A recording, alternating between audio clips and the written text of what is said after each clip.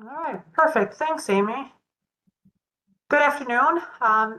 Thank you for joining us for another session of our Workforce Collaborative Training Series. Today, we're excited to have Leah Jacobs, LMHC, founder and director of Digital Wellness Project, with us for the practice of digital wellness, connecting with reflection, intention, and critical thinking. A few quick reminders before we get started. At the end of this session, we will be asking you to complete a very brief evaluation. Please take a moment to fill this out so we can continue to improve our training series. We are finalizing details for our November session, so be on the lookout for registration information, which will be coming out soon. We are always looking for new presenters, especially as we begin planning for the 2026 calendar year. So we're interested in hearing what topics and speakers you would like to hear from. If you are interested in doing a 1-hour presentation, or if you're interested in a particular topic, please indicate that on the evaluation, or you can email Amy at amy.rockwood@erie.gov. The recording and slides from today's presentation will be posted to our website within the next few days. Just a reminder, the presentations and recordings from our past offerings are posted to our website as well. We have 5 years worth of amazing trainings posted. So if you have new staff, have them check this out. If you're looking for info on a particular topic, we probably have that as well. So please take a minute and check out our website. The training is being recorded today. Everyone is muted.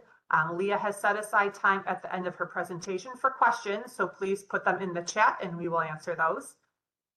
Thank you all again for joining us today, and I'd like to introduce Leah Jacobs for her presentation on the practice of digital wellness.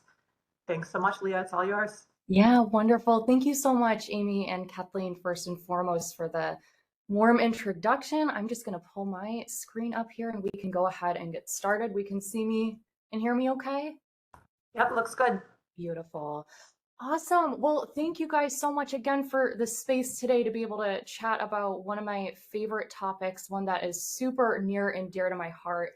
I wanted to just kind of give a little backstory about what sort of got me into digital wellness, and then we'll dive right on through. But I've been practicing as a licensed mental health counselor for the last several years. And in the last couple of years, and primarily working with youth, something that I began to notice was a lot of digital media misuse in sessions.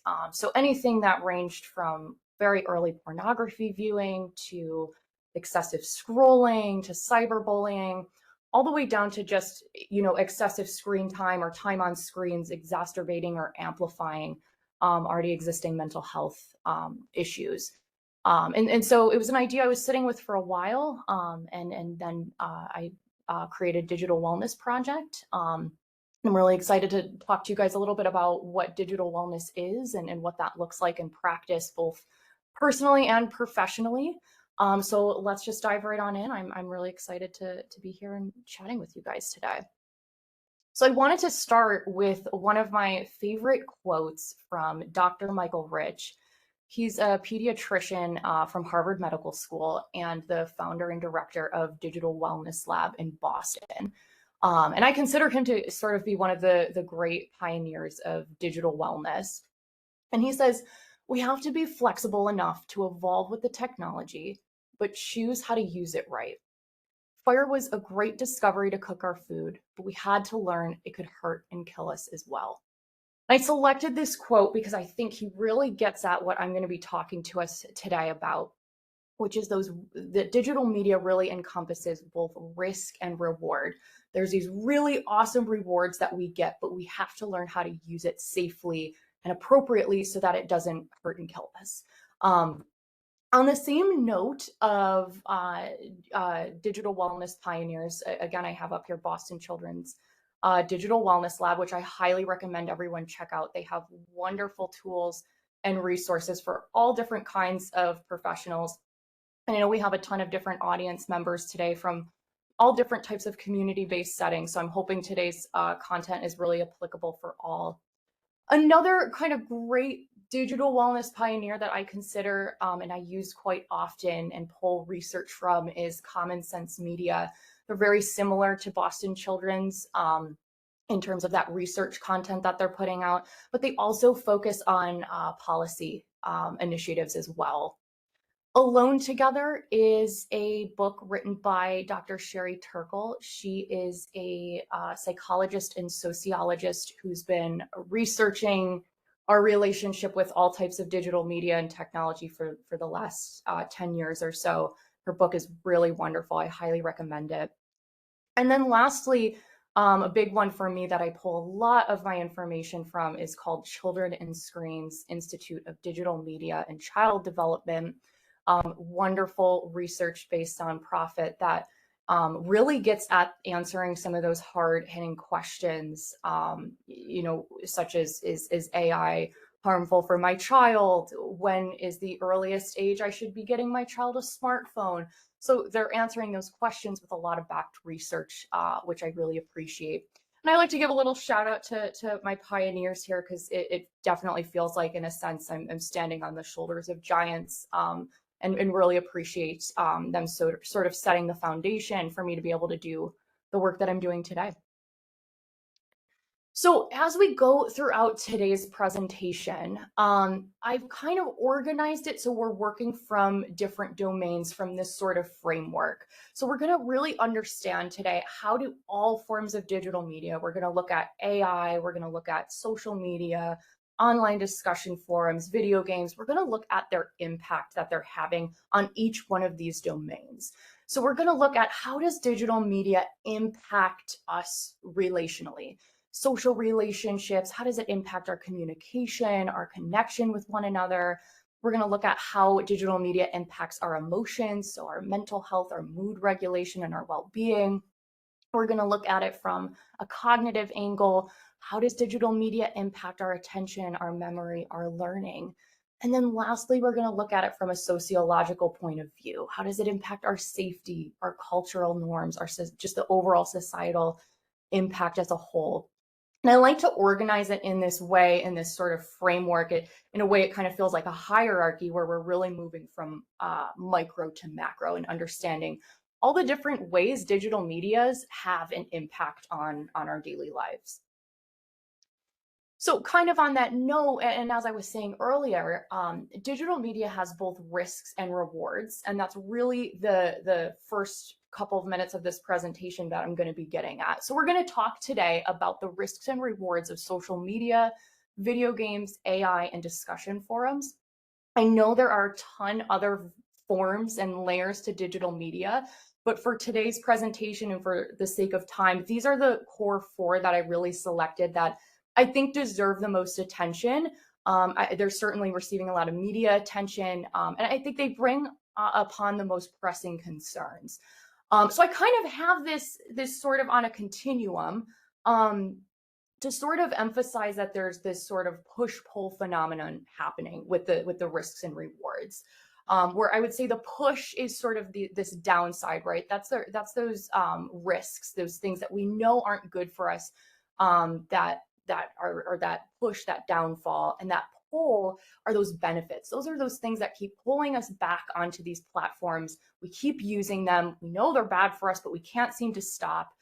So I kind of put it on this continuum and put it in this sort of push-pull phenomenon framework.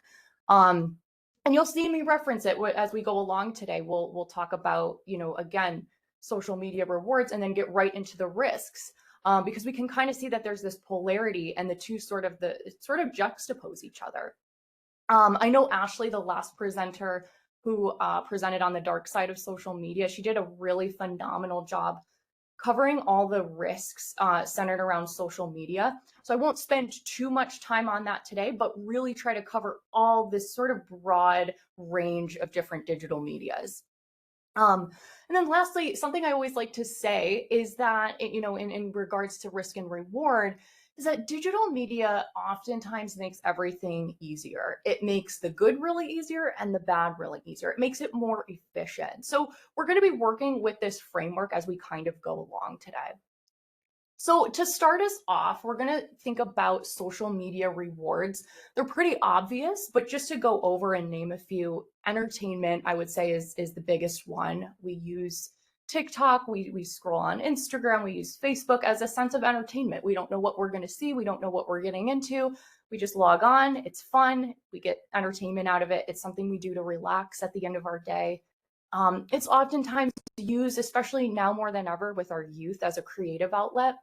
There's so many different options to create content, being a YouTuber, creating Instagram photos, editing them. There's tons of creative opportunities. And then it's also used as a tool for connection, for community building. It's a tool for support. There's tons of different Facebook pages and Instagram pages where you can find certain resources for a certain concern or issue that you're having.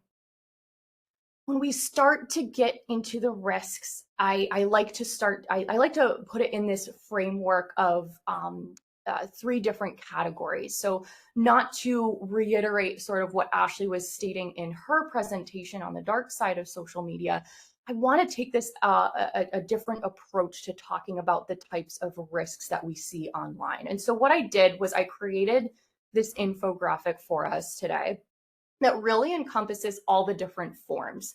So if we start looking at the top, we have our social media ecosystem. So this is our TikTok, again, our Instagram, Facebook, Snap. These are the social media companies themselves. And what's happening here within this ecosystem is intentional algorithmic manipulation, intentional cultivation of tech addiction. These are companies and platforms who they know what they're doing, right? They've been very forthcoming about the amount of risk involved in terms of taking our attention and our time away from us. In fact, they've even, some have overtly stated, this is our goal. Our goal is to keep users on our platforms for as long as possible. So it's this sort of product design tactic that's built within these ecosystems that's keeping us on intentionally longer. That's why, and I'm guilty of this as well, it's hard to log off, right? It's hard to just say, okay, just one more video. There's never more. There's always 10 or 20 more, especially when it's just so easy to have that scrolling behavior. Trickling down, we have social media misconduct and we have social media misuse. And this might be a very therapist way to look at this, but I kind of frame social media misconduct as the harm being done to others, while social media misuse is the harm being done to self. And again, all permeates downward. The accountability should be placed at the top, right? Really placing accountability in the hands of these social media companies. But these misconduct and misuse are just products of the environment that these companies created. So, some behaviors that fall into the category of misconduct that can look anything like cyberbullying, harassment, posting inflammatory content online, spreading illegal content.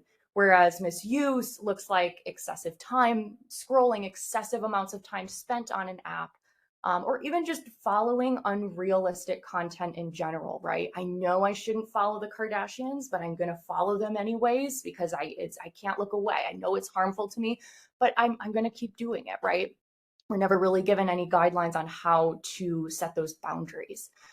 So that's something I like to just sort of, I like to frame it in this way. And it's something I share with my clients actually, that I've shared with them before, is when we scroll specifically on social media, we lose consent, right? We don't know what we're going to see next. We might see something triggering. We might see something that we didn't want to see.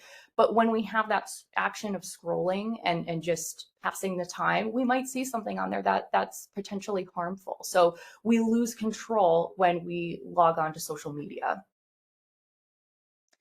Popping over to video games, as promised, I think when we hear, at least I guess my age, when you hear video games, you think about Grand Theft Auto or Call of Duty, these games that are very much rooted in violence and crime.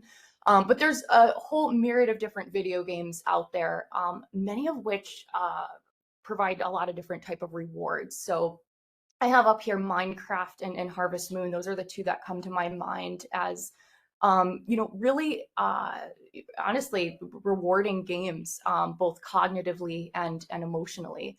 For example, there's problem solving skills with a game like Minecraft where you can engage in some light coding skills and really learn a real life skill. Relaxation is a big piece. I put up Harvest Moon. It's a really relaxing game where you're kind of engaging mindfully and you're planting crops and all of this stuff, and there's relaxing music in the background. It's a really low-key, relaxing game.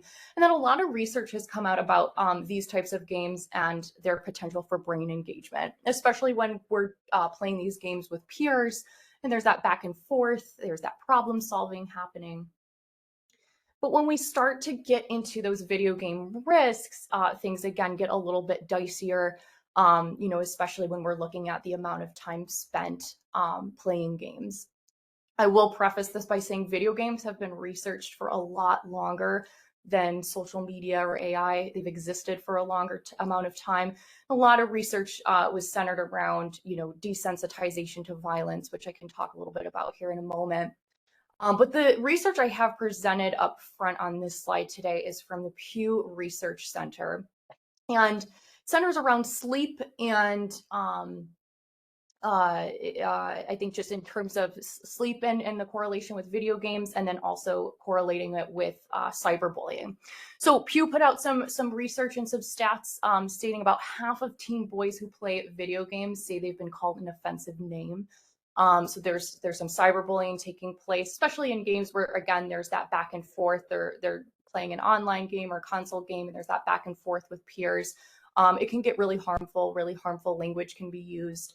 And then I put this one up here from Pew as well that talks about more than half of teens who play video games report it to negatively impact the amount of sleep that they get. And I liked including this one in particular because I think that's so wonderful that teen boys were interviewed and very forthcoming and truthful about the risks associated with video gaming, especially with gaming late at night. They're I think very aware of the risks. I think a lot of times we don't place that faith in them that they'll be forthcoming or truthful about those risks, but they do have that level of awareness, and so I think it's up to us to also have that trust in them that they have that awareness. It's just being able to chat it through, which we'll talk about a little bit later. As I said, desensitization to violence has been long studied with video games for the last 10 years or so. And I always like to say that there's correlation, it's correlation versus causation, where there's correlated evidence, right, that there's desensitization to violence in the research. And there's tons of different factors that can correlate to that desensitization. But with the research, they're really talking about reduced physiological and psychological reactions to violent stimuli from that excessive, prolonged, violent video game usage. Peeling the onion back and getting a layer deeper here, this is where it gets pretty interesting, is something called swatting, which falls into the category of video game risks as well. And it's really an act of trolling, but the Department of Homeland Security defines swatting as a malicious act that can involve placing false emergency calls to first responders, often reporting a false, very severe report or claim.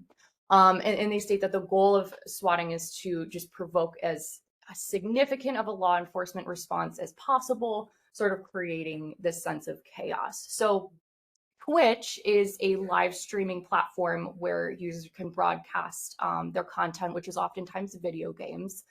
But Twitch is typically where swatting cases have occurred.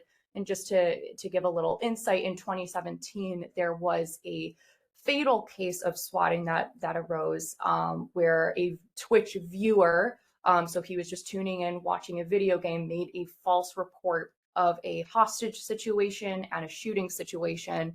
That led police and SWAT personnel to show up to the Twitch streamer's house, and he was unfortunately fatally shot and killed.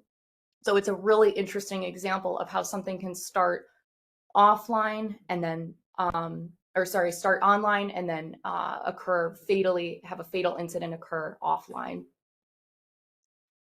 Moving into AI and artificial intelligence, this one I wanted to include because I think this is getting a lot of press and media attention at the moment. And I think it's something that's weighing pretty heavily on the hearts and minds of just about everyone. So I also will preface this section by saying no one by any means is an AI expert. It is way too new. It is extremely under researched. There's no longitudinal studies about AI at the moment. So a lot of this is just us as humans sort of sussing out, okay, what have we noticed? What are some patterns that we've noticed that we can kind of take note of and examine that have happened with AI embedding more and more into our daily lives. So starting with some of those rewards, I think first and foremost, it's this idea of getting accessible and very personalized information. I think for those of us who've played around a little bit with chatbots or ChatGPT, it's quite incredible how personalized that response is, right? You can type in any question you have and you're almost like you're conversing with a friend. So it's very accessible, it's very quick, it's very efficient, personalized information that we're getting. It's also been proven to be a really great collaborative tool for learning and problem solving, especially when used correctly. Again, there's that sense of responsiveness, that sense of efficiency. And then there's also this sort of component where it's been proven to be an assistive literacy tool with its real-time text-to-speech capabilities, which has been helpful for people with disabilities. When we start to get into the risks, again, this is where it starts to get a little tricky. Starting first and foremost, we have the idea of misinformation. And when I say misinformation, I'm really talking about there are errors in training data. We can receive very plausible sounding information that's just completely false. And then a layer deeper is this idea of deep fakes, which is just synthetic media that has the ability to produce fake images, audio, it can distort video, right? So it kind of goes, this misinformation goes layers and layers deeper.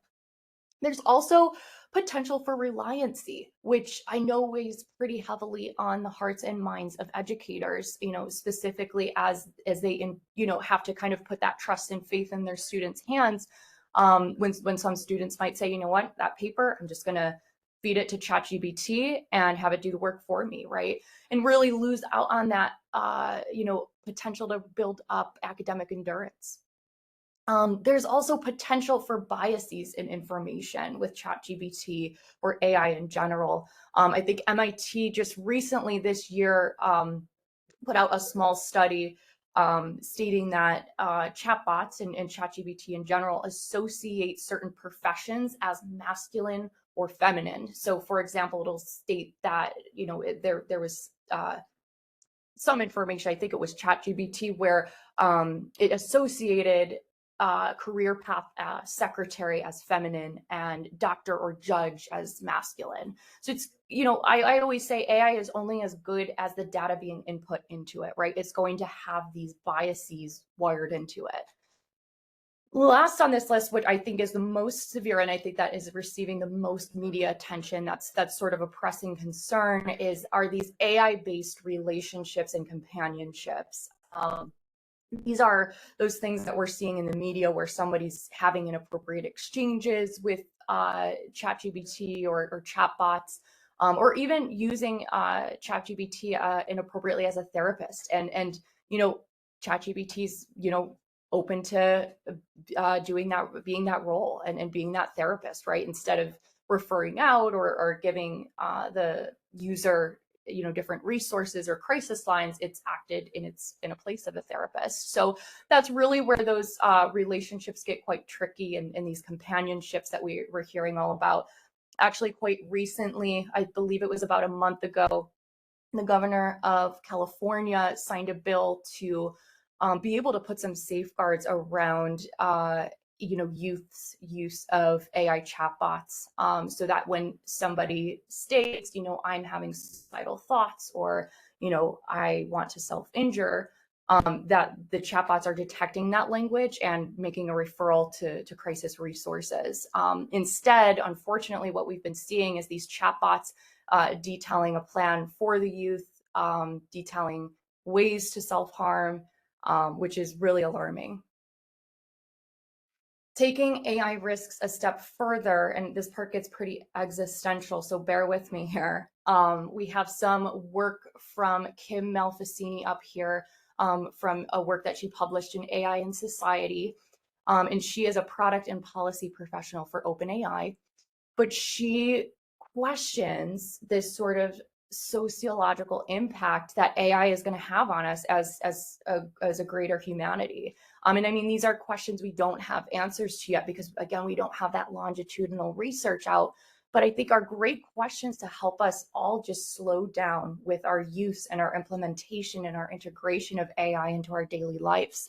So she asks and she questions, how will humans' social skills decline? Will human connection as a whole be affected? Will AI companionship demotivate humans to pursue human to human relationships? How will human morals be impacted?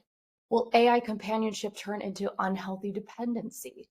Will feelings of loneliness emerge in real life interactions and relationships due to decreased social skills? Will youth become customized to simulated emotion, especially if we're integrating that at a very critical early stage of development? All right, so she's asking these very existential sort of long-term questions about how is this going to impact us as a greater good, and how is this going to impact us both sociologically and psychologically. Last but not least, we have discussion forum rewards. And I liked this one. I wanted to include it because I think this one deserves a space to get unpacked and talked about a little bit as well. It's sort of one that kind of flies under the radar, in my opinion. But to start with those rewards, and when I guess I say discussion forums, I'm talking about Quora, I'm talking about 4chan, I'm talking about Reddit. These are places where you can go and ask questions or start a conversation thread and get all different kinds of commentary from different people. But when we look at the rewards of this, one, I think it connects us to really niche interests. So, for example, if I am interested or have an interest in an underground, not that well-known band, I know I can count on Reddit to have a forum page where I'm connecting with like-minded individuals who share this interest with me and are sort of part of this fan base. We also have access to diverse perspectives. You can, again, get all different kind of global perspectives on an issue.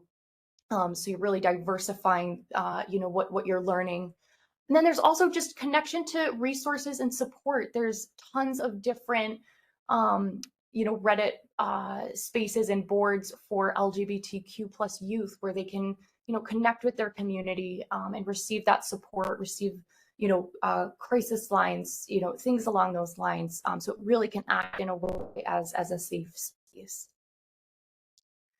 When we take a look at discussion forum risks, one that I love that there's a word for, I'm so happy they came up with this, but it's called online disinhibition effect, which I'm sure we've all experienced to some degree, which is this idea of I can go online and I can say the most grotesque, the most insensitive, the most harmful, the most rude thing that I can think of and feel completely comfortable doing that. And these are things I would never say in real life, right? But because I'm behind a screen, because I'm behind a device, I'm hiding behind it, I feel comfortable and safe enough to do so. So in a sense, it's this mask of anonymity that's making me feel safe, right? I can say whatever the heck I want. There's no consequences. And then what I do is I just close up my laptop, I close my phone, and that's it. So it's this idea of, say anything. And I'm sure, in these discussion forums, you've seen, if anybody's been on Reddit or Quora, sometimes there's just that outrageous commentary in the comment section. There's also just a lack of moderation, which poses a multitude of different safety risks. Again, one that comes to mind is that spread of illegal content can happen. And that's prevalent with a site like 4chan. Echo chambers, it's interesting to include this because, contrary to my last slide where I said we have that potential to be open to diverse perspectives, there's also the opposite, and it kind of contradicts itself, where if you, the user, are just searching out, a certain discussion forum board, you might be just limiting your, your results to just one perspective. So it can kind of amplify that echo chamber in that sense. This is my favorite piece because these are kind of just noteworthy cultural shifts that have taken place, taking into consideration all the different types of digital medias that we just talked about. So AI, online discussion boards, video games and social media, right? These are these cultural shifts that we've seen happen and sort of unfold over the last course of the last decade or so. And I loved to include them because I think they offer some context, and I'm glad that there's actual words and frameworks that we can put to some of this stuff that we've been experiencing. So that first one is doom scrolling, which is the most common, and I think we've all heard of that phrase before. But that's that idea of okay, we're up at night and it's late and we're looking and scrolling through all this different kind of horrible news, and it's making me feel bad, but I can't look away. I'm just going to continue to doom scroll, even though it's really giving me that feeling of doom and gloom. There's also this idea of digital overload, which again, I think we all fall victim to because we're in a very hyper-connected world at the moment. For students, again, we're very connected professionally. We're very connected to our devices and to the online world. It's this idea of that we just are oversaturating ourselves with tech, with all different forms of digital media. There's really no off switch happening. Even when we come home from a really difficult day at work, we're choosing to relax with more tech, with more screens, with more devices. So there really isn't this off button. Digital offloading is really fascinating for me, and it comes from the researcher, Dr. Gloria Mark, who researches our relationship with cognition and digital medias. And she has this idea that, we either use it or lose it, right? In terms of our cognition, our memory, our attention. And I would actually invite everybody right now, if you can, not in the chat, but just in your heads, trying to think of 3 to 5 phone numbers just off the top of your heads, or 5 addresses that aren't your own, just off the top of your head. Again, not putting this in the chat, but just trying to mentally recall this information. And I invite us to do this because when I did this, I had a really hard time recalling 5 phone numbers off the top of my head because we've offloaded so much of the things that we need to remember onto a digital device. And that can be debated, right? That conveniency is wonderful. That conveniency is really nice. But what is that conveniency, I guess, doing for our cognition? And if you're interested in diving more into that, I highly recommend checking out the work of Dr. Mark. Another one is displaced boredom and creativity. This one's fascinating for me as well because I think, again, the more we have digital medias at our fingertips, there's less place and less space for boredom to be generated, and then hence less creativity as a whole, especially for youth, right? How much is boredom really a thing anymore? If we have so much access to all these different digital devices to sort of cure that boredom. And then from there, kids aren't able to really have that imaginative play-based scenario creativity happen when we're just filling that boredom with devices. This was one of my favorite ones, and I, again, love this phrase, but revenge bedtime procrastination. This is a phenomenon where we scroll excessively or binge watch our shows to sort of catch up on the time lost during the day. So we sort of delay sleep in effort to regain back control over our time.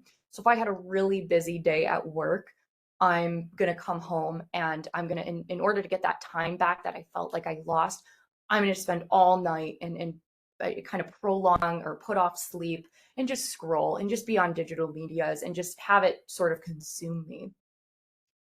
Algo speak is a really interesting one that's quite recent as well, that's emerged. And again, I think, this type of language or shift and change in linguistics has been prevalent ever since, the dawn of a cell phone, with text lingo like LOL or BTW. Algo speak kind of takes this a step further. So little background, but TikTok and Facebook and Instagram, so the social medias, have tried and attempted to sort of ban harmful words that they fear could have generated harmful content. So a lot of these words are words like suicide or self-harm. So if you go into TikTok and you type that in at that search bar, it's most likely going to show you no videos, no content, but actually direct you to a support line like 988, which is a wonderful step in the right direction. However, something that's happened within the recent years is that youth found a loophole to this and would abbreviate or replace the A in self-harm with the at sign, or the S in self-harm with the money sign, or ED instead of eating disorder. So there's been this loophole, which is called algo speak, where we're able to sort of get around these safeguards that these companies have tried to put in place. Another one last on my list here for cultural shifts are normalization of cosmetic procedures stemming from that influencer culture that we hear so much about, right? Where it's, again, a YouTuber or a content creator of some kind, online speaking so openly about all the different procedures they have had done, knowing that maybe their audience is primarily young girls or women, who may feel a sense of inferiority or just sadness or low self-worth, or, oh, I didn't know I had to worry about that, or should I go and change that? So it's just generating confidence issues in young girls and low self-worth. Even though they don't know the half of the story, where a lot of these procedures being done are a lot of times paid partnerships. So it's this sort of mask of, this is an accessible thing, and if I have an insecurity, I can go and fix it in the snap of a finger. So there's a lot to unpack with that. But those are just some of those cultural shifts that I've seen happening throughout the years that I thought were noteworthy. We finally arrive at the idea of, with all of this information, right? We know that digital medias offer both risk and reward. What is digital wellness? And something that I've found is that there's a lot of narrative around the harms of social media, the harms of digital media, video games, but we're not given any guidelines or guardrails to address those concerns. And so that's really what digital wellness is, right? If we know that technology, we know that our device use isn't slowing down anytime soon, how do we learn to live harmoniously with our devices, with digital medias, so that we're amplifying the good and minimizing the bad? For anybody in our audience today who works in substance use or addictions, that's actually where I got my start in my counseling career. I work from the framework of harm reduction, where again, it's this idea of, we know that you're going to keep using your devices, right? Which is fine. It's not a bad thing. How can we just reduce harm? How can we make it so that you're using these devices in the healthiest, safest way possible? And so when we think about the 3 different areas that digital health and wellness encompasses, I made this infographic that kind of gets at that, which one is being reflection, 2, intentionality, and then lastly, we have critical thinking. So digital wellness in action, that reflection piece, what does that look like? That looks like asking ourselves a series of questions in order to arrive at some form of insight. Do the influencers I follow on Instagram cause me to feel poorly about myself? Has digital media taken away from activities I once enjoyed? Have I checked my text messages while in the middle of a conversation with someone? Do I use my phone primarily at night before I go to sleep? Right? We're asking ourselves this series of different questions to arrive at some insight and an outcome. In terms of intentionality, this is really the idea of, we're choosing to use with purpose versus out of habit or impulse. So we're going to engage with digital media for entertainment or relaxation. I want to use Snapchat intentionally to connect with friends. I might limit my time only to 15 minutes on TikTok. I'm going to intentionally post my travel photos to Instagram because I have a desire to share with my family and friends, right? So we're using these devices, we're using these platforms, these digital medias with a very, very specific goal in mind. When we think about critical thinking and action, that's where really that action piece happens. We're evaluating, we're assessing, we're analyzing, we're really uncovering and unpacking where the information is coming from, what we're being presented with. We're going online with a critical eye. We're not accepting everything at face value. And that looks like being able to recognize that biases exist. We're recognizing inauthenticity online. Okay, that was a really clickbaity title, or maybe that photo is filtered. So for today, what I want to do is really get at three pieces of digital wellness, and integrating these three pieces, or taking digital wellness and integrating it into these three different areas of your life. Starting with the self, right? For the therapists and I know a ton of different community service workers of all kinds who say this, but putting your oxygen mask on first before assisting others, right? Starting with ourselves. What does digital wellness look like for us as professionals? How can we really integrate this practice into our daily lives? And then how can we take this practice, this approach, and apply it to our family, our friends? How can we bring this home to the people that we love? And then lastly, how can we take this insight and information, and we've done the work ourselves, and bring it to our clientele, the populations that we serve? So I'm really hoping to get at this three-piece here today. And starting with self, some of those, again, those reflective questions that we can be asking ourselves are really direct. It's, how are we feeling before, during, and after digital use? Do I feel energized? Do I feel drained? Do I feel distracted? Am I using tech to avoid something? What am I gaining or losing from my digital habits? We're having intentionality. We're setting clear boundaries with ourselves of, okay, I'm going to practice tonight just having my phone off an hour before bed so I don't fall into those doom scrolling patterns, or, I don't engage in that revenge bedtime procrastination. We're going to audit our feeds, right? Auditing our feeds on Instagram, is a form of boundaries. If this content that I'm looking at is making me feel terrible, making me feel worse, or I feel anxious, let me see what I can do to like unfollow or change or shift the content that I'm viewing. Let me audit that a little bit. And then we're choosing digital tools and platforms that align with our values, right?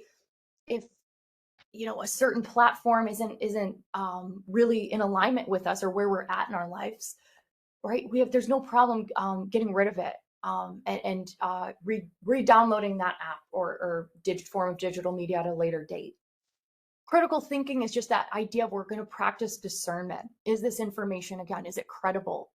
We can also be asking ourselves, is this content enhancing my life or harming it? Digital wellness and the family, right? Bringing this to the family. What does that look like?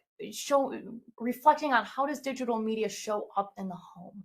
When are we connected versus disconnected? And initiating conversations that lead to reflection. I think this piece is really helpful for parents who have kids at home, right? I think if there's anything that I learned in working with youth, it's that they hate to have a formal sit down conversation where they have to make eye contact with me. So I think it's having these sort of light-hearted, curious, non-judgmental conversations with kids at home, where we're just going outside and shooting a basketball, and we're just having that lightness and curiosity of, what kind of platforms are, do you enjoy using? What do you like? What do you dislike about Instagram, about TikTok? We're just inviting them to sort of be the expert here. And in fact, a lot of research encourages positioning youth as experts in their digital experiences. One, I think it helps build that trust. And two, it really is their life, right? They've grown up with this a lot longer, than most of us. And it's really something that I think they have a lot of passion about. Intentionality looks like modeling, right? So how are we showing in the family good boundaries with with our devices? Maybe we choose to have a device-free dinner. I'm going to turn the TV off. We're going to put the phones to the side. And just for 30 minutes, 30 minutes at dinner, we're just going to connect. And then once we're done, we can go right back to it. Boundaries, right? Setting those boundaries, framing those boundaries as connection rather than restriction, right? This is about a moment to connect. I don't want to take these devices away. That's not what we're doing here. I just want to have a moment of uninterrupted connection as a family. And then lastly, co-engagement. Using those platforms, those devices together. Again, having youth share with us what's your expertise, what's your knowledge in this. Teach me a little bit about it. And then critical thinking, just evaluating the credibility and the impact of the content, of digital content as a whole, as a family together. Really valuing everyone's perspective. So some conversation starters to really bring this to the family setting. Again, what are those social media apps that you feel good about using? Are there any that drain you? Do you ever scroll out of habit? What do you think triggers that? What content do you want to see more of in your feed? What do you think is a fair amount of time to spend playing video games, right? So these are just all conversations to get to that reflection piece and get that reflection piece going.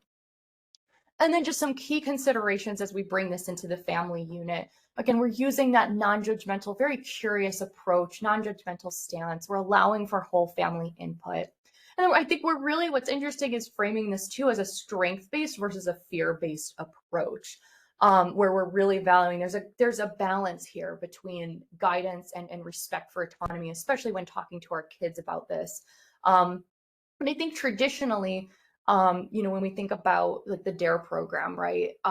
This is a program where those scare tactics or fear-based tactics might serve a really helpful purpose, right? It's okay to be scared of those things. Those things are harmful to us.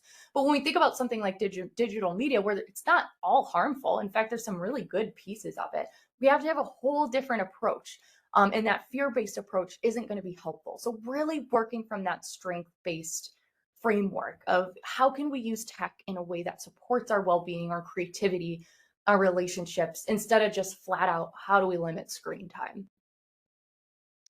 Lastly, here we have digital wellness and clientele. So reflection, right? Really, the key piece here is no matter what setting we work in, what form of community services we provide, we're going to consider the role that digital media might play in a client's life, right? How does digital media impact their relationships? How does it impact their feelings of self-worth, of safety?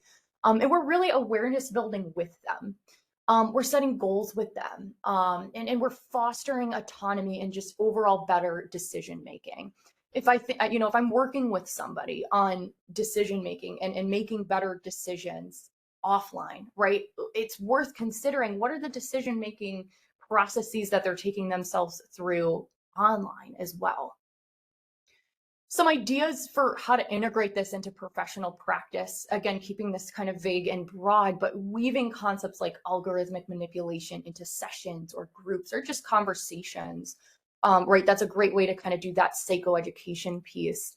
Tasking clients with reconnecting with a hobby they stopped engaging with due to excessive digital media use, right? What are those things that they've gotten away from that they want to do more of? Boundary setting with digital triggers or screen time. 5 to 10 minute check-ins during appointments, right? If we're going through this laundry list of things that we have to check in with a client on, how can we factor in some digital wellness pieces, some digital wellness check-ins to that list? Mood logging around digital habits, or taking an already existing coping skill like the stop skill for any DBT therapists out there and integrating digital wellness into it, like a pause and post with purpose. So that brings me to the end of my presentation, and I've got some great references here as well that I think, if again, I know this will be posted up in the next couple of days. So if there's any topic or type of digital media that you wanted a little bit more information on, feel free to check out these resources that I've included. They're really great, and yeah, highly recommend just taking a look. But I wanted to open up our space here just for any questions that anyone might have. But also too, if questions aren't coming to mind, I'm open to just some dialogue, or even if you just have comments or thoughts about anything that we talked about or maybe didn't talk about, we can have just an open sort of conversation here with the chat. So feel free to pull up any questions or comments that you might have right now.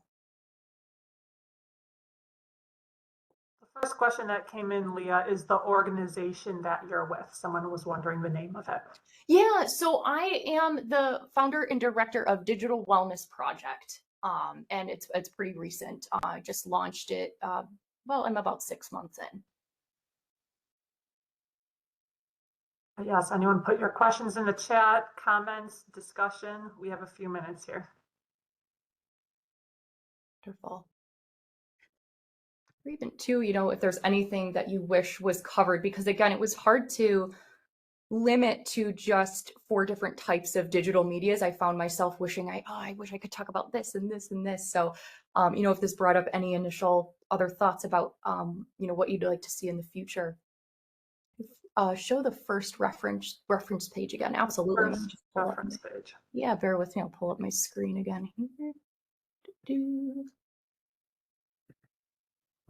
One piece that I think I always find myself somewhat wondering about or questioning myself, AI and what's not. When you look on, media, is that an AI picture? I find what is real and what's not, and that's hard.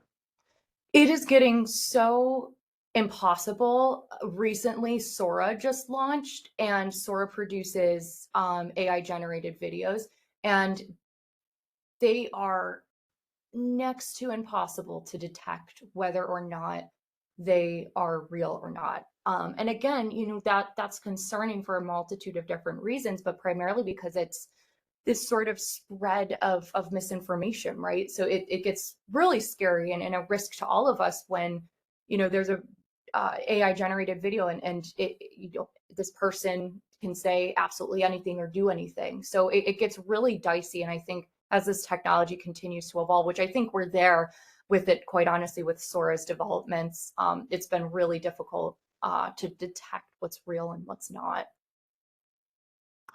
Just while we're waiting for other questions to come in, Amy has posted the link to our evaluation in the chat, so please take a few moments and fill that out.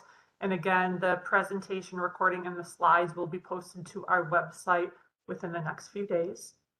Any ideas for future sessions, please let us know that as well. I'm not sure if the post about the evaluation is getting to everyone or just to the panelists.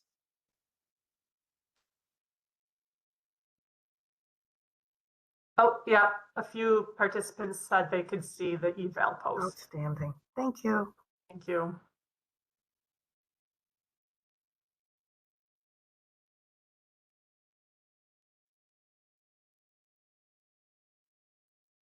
Any last questions or comments?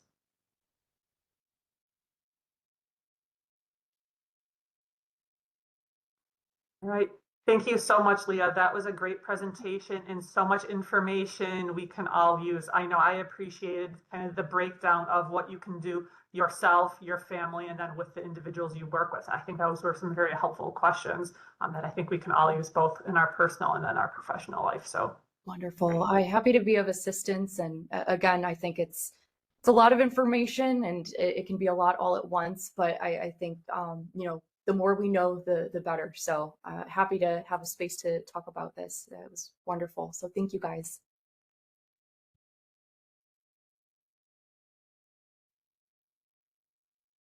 great. And thank you. And a lot of just thank yous coming in and great presentation. So very, very helpful. Awesome. Wonderful.